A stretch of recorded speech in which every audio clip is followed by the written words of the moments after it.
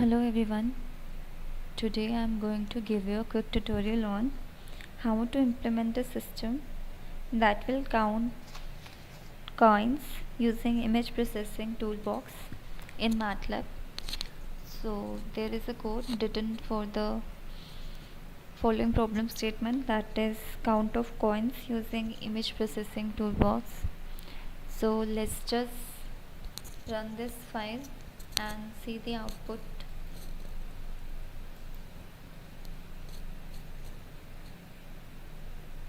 Okay, so we get total of money 85 cents. So let's just try to understand the output.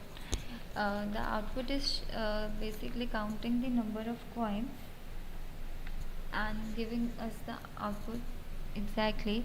You can see it is showing that that coin is 10 cent, this 10, that coin is 5 cent, that coin is 10 cent, 5 cent, and there is a, and give you a total of 85 cents. So it is detecting the coin and giving you and counting the total of the money and giving you the output, that is 85 cents. So that was the output. Now let's come to the implementation part. This is the code for count of coins. So in this code we first convert the image to BW. We are using IM to BW function to converting the image to BW. BW is basically filter. IM to BW is the function which is basically used to convert the image to the binary filters. And inside IM to BW function we are reading the image by using IM read function. Then we are giving the name of the image, that is coins.png. This image is I have downloaded from the internet. I can show you. This is the image which we have loaded in read function.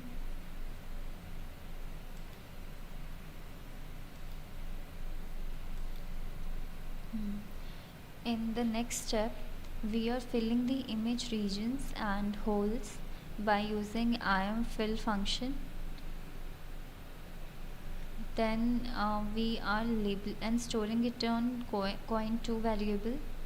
Then we are labeling and counting the connected components by using BW label function. And in the next step we are measuring the properties of image regions. Then we are initializing the total as 0 because we need a counter to track the number of coins. Then we are showing the image. Then you can see in line 14 we are showing the image by using IM show function, and inside IM show we are using IM read function and giving the name of the image, that is coins.png. Then we are iterating a loop for money count based on the area of coin. So we are iterating a loop from 1 to total number of coins to count the money and displaying the result with the title total of money in cents. That's how the code was implemented and giving the output thus. Thank you for watching.